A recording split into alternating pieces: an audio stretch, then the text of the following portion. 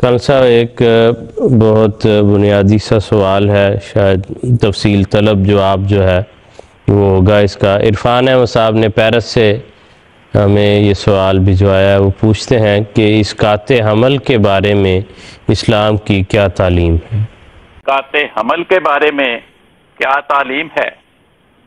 تو بات یہ ہے کہ قرآن پاک فرماتا ہے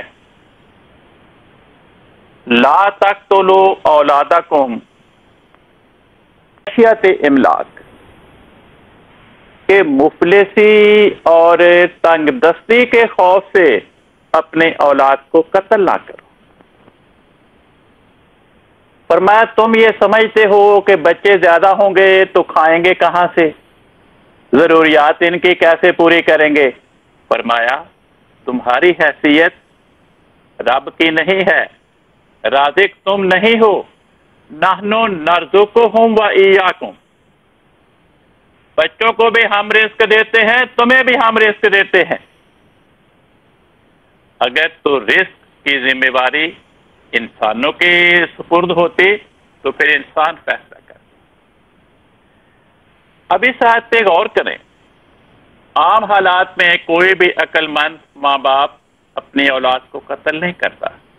جو ماں باپ اپنی اولاد کو قتل کر دیتے ہیں تنگ دستی کے خوف سے، ان کی ذہنی کیفیت نارمل نہیں ہوتی۔ تو اس میں دراصل یہی بیان کرنا مقصود ہے کہ مفلسی کے خوف سے ایسے ذرائع اختیار نہ کرو کہ حمل ہو ہی نہ، اور اگر ہو جائے تو اس کو ضائع کر دو۔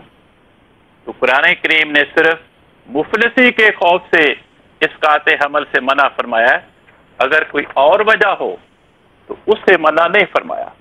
قرآن پاک فرماتا ہے نساؤکم حرث لکم، تمہاری بیویاں تمہارے لیے کھیتی کی مانند۔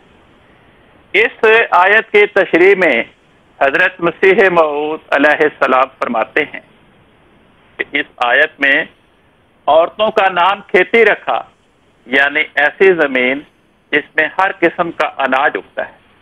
بس اس آیت میں ظاہر فرمایا کہ چونکہ عورت در حقیقت کھیتی کی مانند ہے جس سے اناج کی طرح اولاد پیدا ہوتی ہے، تو یہ جائز نہیں کہ اس کھیتی کو اولاد پیدا ہونے سے روکا جائے۔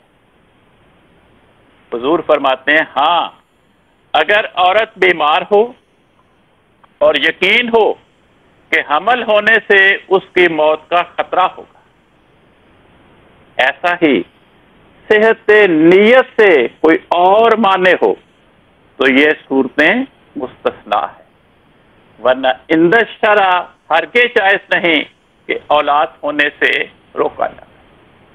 تو یہ انسان نے نیک نیتی کے ساتھ اس بات کا فیصلہ کرنا ہے کہ کیا کوئی ایسی وجہ پیدا ہو گئی ہے جس کے نتیجے میں مجھے اس عمل کو اسقاط کرا دینا چاہیے۔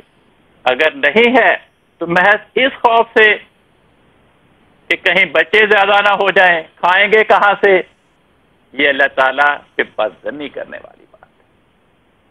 محض رزق کی کمی کے خوف سے اولاد کو ضائع کرنا، حمل کو ساقط کرنا، اس کو اسلام نے منع فرمایا۔